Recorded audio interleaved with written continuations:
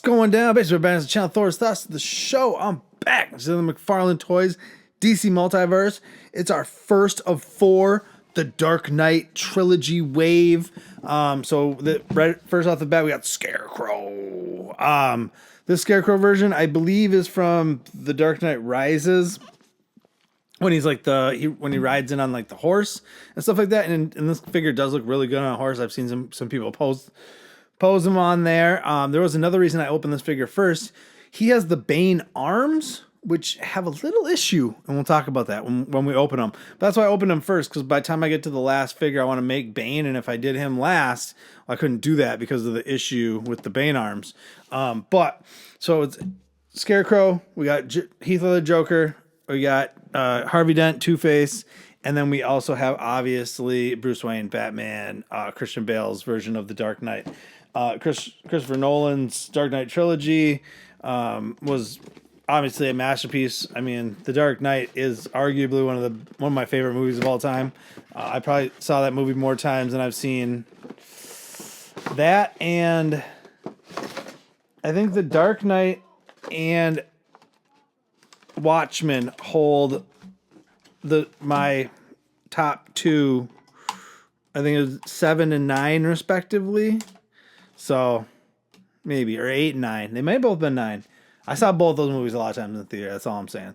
So obviously when these became available, it was an instant pre-order for me, and I got a bonus Jonathan Kent out of the box, or out of the deal. He's like dented a little bit, but so we'll open him by the time we get to the end of this. So Scarecrow does come with a pair of extra hands, both with trigger fingers.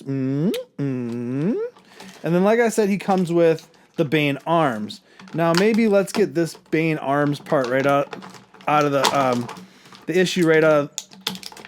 Let's talk about it. In the left arm of Bane, they put the peg for the wrist in backwards. I mean, it's everyone's was in backwards. I've never seen one in the right way. You can tell because the right arm has an indentation at the top of the peg, and this one does not. They look completely different. So if you heat it up, you pull it out and swap it, because I'm not going to break it, but you heat it up, pull it out, and swap it. I'm going to do that, and then we'll fix that Bane arms. All right. So now we're going to do the fix of the Bane arm. As you can see, the peg in this one is not the same as the peg in this one. So in the factory, for some reason, the dark peg was put in backwards, so we're going to rectify that. Now, I was first made aware of this by my good buddy Ahsoka the Geek. He did the in boiling water, which is one way to do it. I went with the hairdryer technique, so steal my wife's hair dryer, and we're going to heat up the thing. We're going to pop it out, because it's just a little piece, so I didn't feel I needed to throw the whole thing in water and get it hot. So I just switch the thing to hot.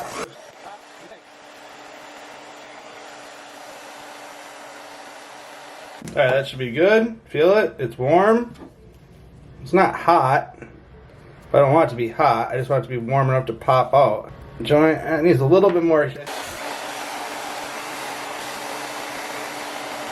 Alright, let's try this now. Like I said, I'm going to try to not... I just grabbed this top peg and pull, but I think it's just going to separate the thing. So you kind of have to get the... almost got it. There we go. Bam! And it's out. So you can see the right peg now on the right side. See, look. These look a lot more akin. So then you just pop the peg, the right one, while it's still warm. Pop that back in to the right hole now.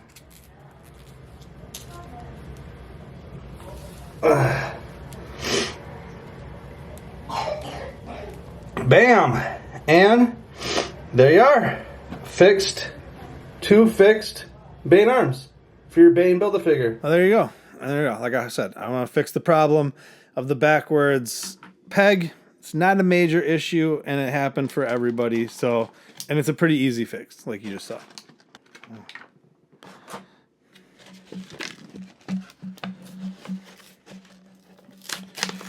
I hope they do some more older movie waves in the McFarlane Multiverse series. The card's just a figure card.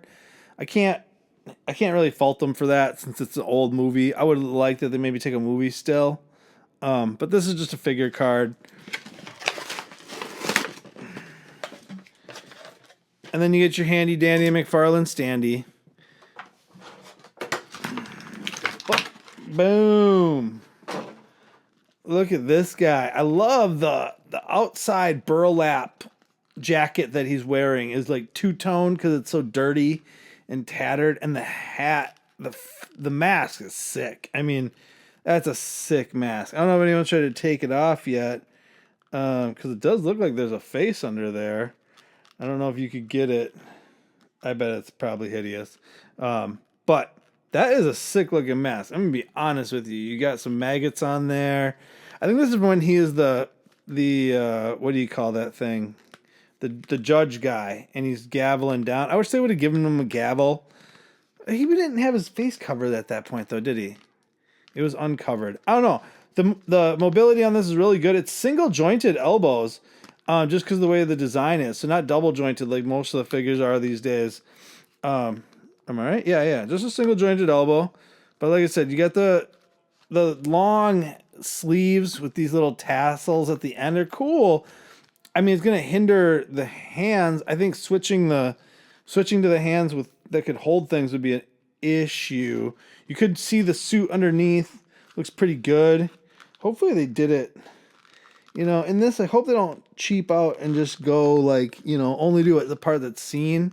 Hopefully under there is actually the full jacket. I don't think so, but this is a pretty solid figure. I'm going to say, as the first figure, his shoes are way too clean. For how dirty the burlap is, I wish they would have grunged up his shoes a little bit.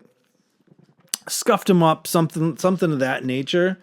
But as a first piece of the puzzle, or first piece of the wave, I'm pretty happy with them.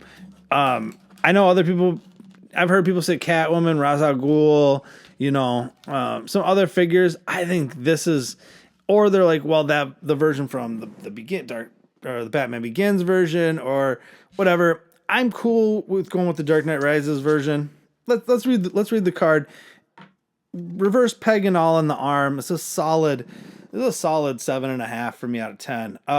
Real name Jonathan Crane. As a young child, Jonathan Crane was subjected to sick and twisted experiments on fear conducted by his own father. Emotionally scarred and mentally unstable from the ordeal, Crane spent his childhood living in fear until he made an important realization. If he could control fear, it would never again control him.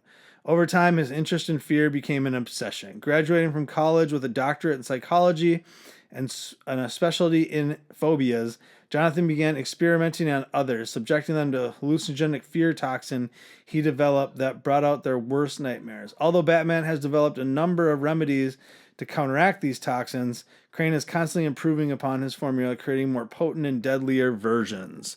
So it doesn't say exactly what version this is. It just kind of gives his more general backstory. But this is a solid figure. The mobility is good. It's medium, It's medium. I wouldn't say medium high, especially because it's only single jointed and the wrists and stuff like that.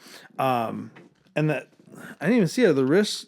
I think the ankles are molded. No, I think they just did the balls hidden by the pant leg, which is fine. But like I said, it's a 7.5. I like the burlap coat though. That's the winner. That's the best piece. So there we go. First piece out of the way. More to come. More to come. Do it. Till the next one. Deuces.